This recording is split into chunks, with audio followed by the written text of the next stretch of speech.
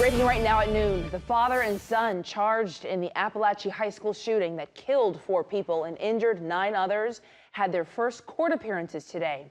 14-year-old Colt Gray is accused of bringing a semi-automatic AR-15 style rifle to his school and opening fire. And prosecutors say his father, 54-year-old Colin Gray, is the person who gave him the gun.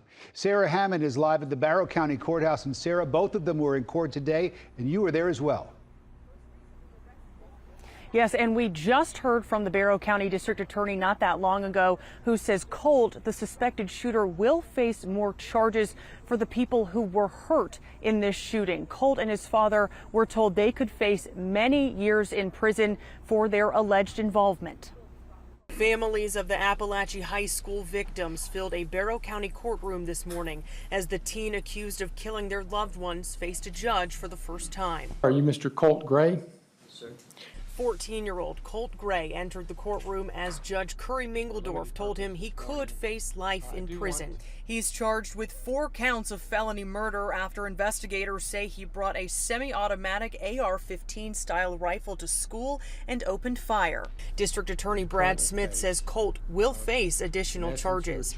Deputies brought in his father, Colin Gray, just minutes later to face the same judge. The GBI arrested Colin last night, charging him with 4 counts of involuntary manslaughter, 2 counts of second-degree murder, and 8 counts of cruelty to children. I'm not trying to send a message. I'm just trying to use the tools in my arsenal to prosecute people for the crimes they commit. Citing law enforcement sources, CNN reports the 54-year-old told investigators he purchased the gun as a Christmas present for his son last year. Both father and son will stay in custody. Neither one asked for bond to be set. Colin could face up to 180 years in prison if convicted.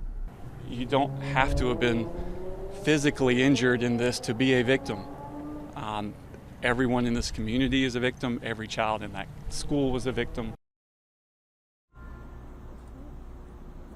And in the courtroom, the victims' families were understandably emotional as a suspected shooter was brought in. And Barrow County Sheriff Judd Smith went down the line of these family members, shaking their hands, giving them hugs, and offering them support during what is understandably a very difficult time. Live in Barrow County, Sarah Hammond for Atlanta News First.